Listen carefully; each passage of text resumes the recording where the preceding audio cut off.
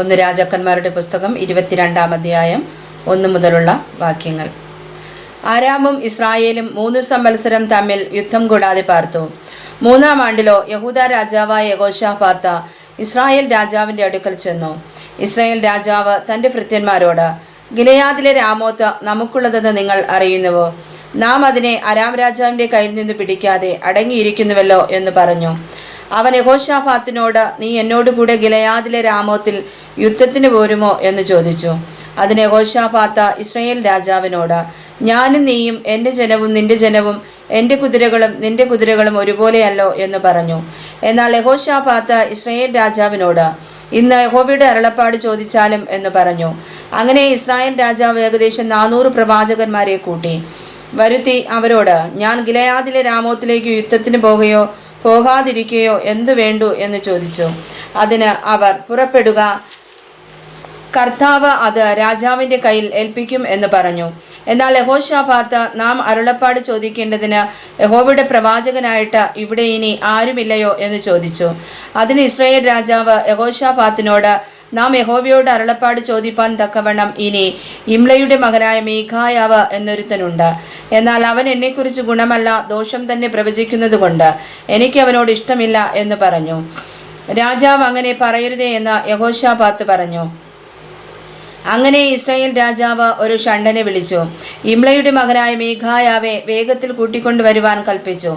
Israel രാജാവും യഹൂദ രാജാവായ യെഹോശാഫാത്തും രാജവസ്ത്രം ധരിച്ച് ശമരിയുടെ പടിവാതിൽ പ്രവേശനത്തിങ്കൽ ഒരു വിശാല സ്ഥലത്ത് സിംഹാസനത്തിലിരുന്നു. പ്രവാചകന്മാരൊക്കെയും അവരുടെ സന്നിധിയിൽ പ്രവചിച്ചു കൊണ്ടിരുന്നു. കെനയനയുടെ മകനായ സിദക്കിയാവ് തനിക്ക് ഇരുമ്പുകൊണ്ട് കൊമ്പുണ്ടാക്കി, ഇവ കൊണ്ട് നീ അരാമ്യരെ അവർ ഒടുങ്ങും വരെ കുത്തിക്കളയുമെന്നീ പ്രകാരം യഹോവ അരുളി ചെയ്യുന്നു എന്ന് പറഞ്ഞു. 12 പ്രവാചകന്മാരൊക്കെയും അങ്ങനെ തന്നെ യഹോവ അരുളി ചെയ്യുന്നു എന്ന് പറഞ്ഞു. പ്രവാചകന്മാരൊക്കെയും അങ്ങനെ തന്നെ പ്രവചിച്ചു. ഗിലെയാദിലെ രാമോത്തിലേക്ക് പുറപ്പെടുക, നീ കൃതാർത്ഥനാകും, യഹോവ അത് രാജാവിന്റെ കയ്യിൽ ഏൽപ്പിക്കും എന്ന് പറഞ്ഞു. മീഖായാവെ വിളിപ്പാൻ പോയ ദൂതൻ അവനോട്, നോക്കൂ, പ്രവാചകന്മാരുടെ വാക്കുകൾ ഒരുപോലെ രാജാവിന് ഗുണമായിരിക്കുന്നു. നിന്റെ വാക്കും അവരിൽ ഒരുത്തൻ്റേത് പോലെ ഇരിക്കണം, നീയും ഗുണമായി പറയണമേ എന്ന് പറഞ്ഞു. അതിന് മീഖായാവ്, യഹോവയാണ്, യഹോവ എന്നോട് അരുളി ചെയ്യുന്നത് തന്നെ ഞാൻ പ്രസ്താവിക്കും എന്ന് പറഞ്ഞു. അവൻ രാജാവിന്റെ അടുക്കൽ വന്നപ്പോൾ രാജാവ് അവനോട്, മീഖായാവെ, ഞങ്ങൾ ഗിലെയാദിലെ രാമോത്തിലേക്ക് യുദ്ധത്തിന് പോകുകയോ പോകാതിരിക്കുകയോ എന്തു വേണ്ടു എന്ന് ചോദിച്ചു. അതിനവൻ, പുറപ്പെടുവിൻ, നിങ്ങൾ കൃതാർത്ഥരാകും, യഹോവ അത് രാജാവിന്റെ കയ്യിൽ ഏൽപ്പിക്കും എന്ന് പറഞ്ഞു. രാജാവ് അവനോട്, നീ യഹോവയുടെ നാമത്തിൽ സത്യമല്ലാതെ യാതൊന്നും എന്നോട് പറയരുത്, എത്ര പ്രാവശ്യം ഞാൻ നിന്നോട് സത്യം ചെയ്തു പറയണം എന്ന് ചോദിച്ചു. അതിനവൻ, ഇടയനില്ലാത്ത ആടുകളെ പോലെ ഇസ്രായേലൊക്കെയും പർവ്വതങ്ങളിൽ ചിതറിയിരിക്കുന്നത് ഞാൻ കണ്ടു. അപ്പോൾ യഹോവ, ഇവർക്ക് നാഥനില്ല, അവർ ഓരോരുത്തരും താന്താന്റെ വീട്ടിലേക്ക് സമാധാനത്തോടെ മടങ്ങിപ്പോകട്ടെ എന്ന് കൽപ്പിച്ചു എന്ന് പറഞ്ഞു. അപ്പോൾ ഇസ്രായേൽ രാജാവ് യെഹോശാഫാത്തിനോട്, ഇവൻ എന്നെക്കുറിച്ച് ദോഷമല്ലാതെ ഗുണം പ്രവചിക്കുകയില്ലെന്ന് ഞാൻ നിന്നോട് പറഞ്ഞില്ലയോ എന്ന് പറഞ്ഞു. അതിനവൻ പറഞ്ഞത്, എന്നാൽ നീ യഹോവയുടെ വചനം കേൾക്ക.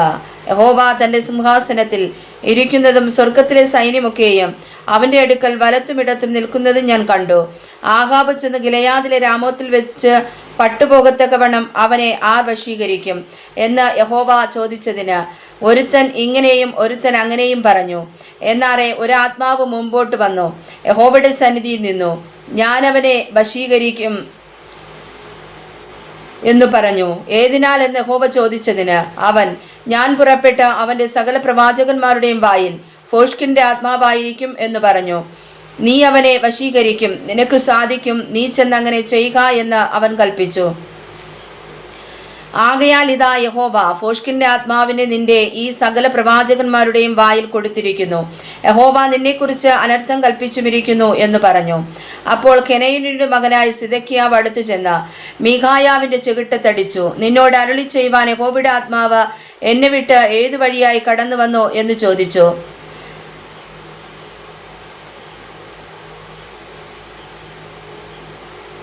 അതിന് മീഖായാവ്, നീ ഒളിപ്പാനായിട്ട് അറ തേടി നടക്കുന്ന ദിവസത്തിൽ നീ കാണും എന്ന് പറഞ്ഞു.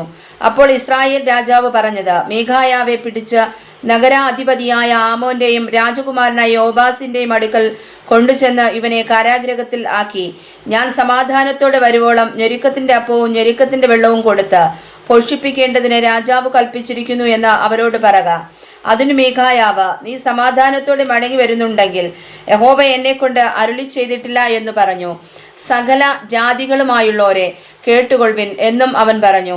അങ്ങനെ ഇസ്രായേൽ രാജാവും യഹൂദ രാജാവായ യഹോശാഫാത്തും ഗിലെയാദിലെ രാമോത്തിലേക്ക് പോയി. ഇസ്രായേൽ രാജാവ് യഹോശാഫാത്തിനോട്, ഞാൻ വേശ്യന്മാരെ പടയിൽ കടക്കും, നീയോ രാജവസ്ത്രം ധരിച്ചുകൊള്ളുക എന്ന് പറഞ്ഞു. അങ്ങനെ ഇസ്രായേൽ രാജാവ് വേശ്യന്മാരെ പടയിൽ കടന്നു. എന്നാൽ രാം രാജാവ് തന്റെ 32 രഥനായകന്മാരോട്, നിങ്ങൾ ഇസ്രായേൽ രാജാവിനോട് മാത്രമല്ലാതെ ചെറിയവരോടോ വലിയവരോടോ യുദ്ധം ചെയ്യരുത് എന്ന് കൽപ്പിച്ചിരുന്നു.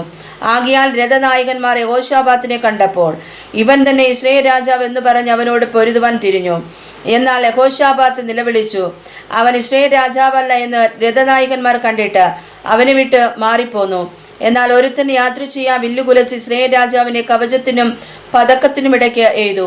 അവൻ തന്റെ സാരഥിയോട്, നിന്റെ കൈ തിരിച്ച് എന്നെ പടയിൽ നിന്ന് കൊണ്ടുപോക, ഞാൻ കഠിനമായി മുറിവേറ്റിരിക്കുന്നു എന്ന് പറഞ്ഞു.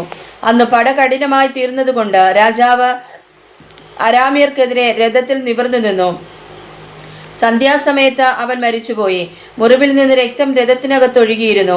സൂര്യൻ അസ്തമിക്കുമ്പോൾ ഓരോരുത്തൻ താന്താന്റെ പട്ടണത്തിലേക്കും താന്താന്റെ ദേശത്തേക്കും പോകട്ടെ എന്ന് പാളയത്തിൽ ഒരു പരസ്യം പുറപ്പെട്ടു. അങ്ങനെ രാജാവ് മരിച്ചു. അവനെ ശമരിയിലേക്ക് കൊണ്ടുവന്നു. അവർ രാജാവിനെ ശമരിയിൽ അടക്കം ചെയ്തു. രഥം ശമരിയിലെ കുളത്തിൽ കഴുകിയപ്പോൾ യഹോവ കൽപ്പിച്ചിരുന്ന വചനപ്രകാരം നായ്ക്കൾ അവന്റെ രക്തം നക്കി. വേശ്യാസ്ത്രീകളും അവിടെ കുളിച്ചു. ആഹാബിന്റെ മറ്റുള്ള വൃത്താന്തങ്ങളും അവൻ ചെയ്തതൊക്കെയും അവൻ ആനക്കൊമ്പ് കൊണ്ട് പണിത അരമനയുടെയും അവൻ പണിത എല്ലാ പട്ടണങ്ങളുടെയും വിവരവും ഇസ്രായേൽ രാജാക്കന്മാരുടെ വൃത്താന്ത പുസ്തകത്തിൽ എഴുതിയിരിക്കുന്നുവല്ലോ. ആഹാബ് തന്റെ പിതാക്കന്മാരെ പോലെ നിദ്ര പ്രാപിച്ചു. അവന്റെ മകനായ അഗസ്യാവ് അവനു പകരം രാജാവായി. ആസായുടെ മകനായ യഹോശാഫാത്ത് ഇസ്രായേൽ രാജാവായ ആഹാബിന്റെ 4-ാം ആണ്ടിൽ യഹൂദായിൽ രാജാവായി. യഹോശാഫാത്ത് വാഴ്ച തുടങ്ങിയപ്പോൾ അവന് 35 വയസ്സായിരുന്നു. അവൻ 25 സംവത്സരം യെരൂശലേമിൽ വാണു. അവന്റെ അമ്മയ്ക്ക് അസൂബ എന്നു പേർ. അവൾ ഷിൽഹിയുടെ മകൾ ആയിരുന്നു. അവൻ തന്റെ അപ്പനായ ആസായുടെ എല്ലാ വഴിയിലും നടന്നു. അത് വിട്ടുമാറാതെ യഹോവയ്ക്ക് പ്രസാദമായത് ചെയ്തു. പൂജാഗിരികൾക്ക് മാത്രം നീക്കം വന്നില്ല. ജനം പൂജാഗിരികളിൽ യാഗം കഴിക്കുകയും ധൂപം കാട്ടുകയും ചെയ്തു പോന്നു.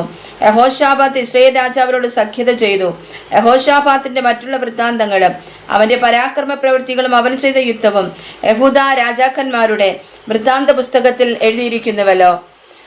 തന്റെ അപ്പനായ ആസായുടെ കാലത്ത് ശേഷിച്ചിരുന്ന പുരുഷ മൈദനക്കാരെ അവൻ ദേശത്തു നിന്ന് നീക്കിക്കളഞ്ഞു.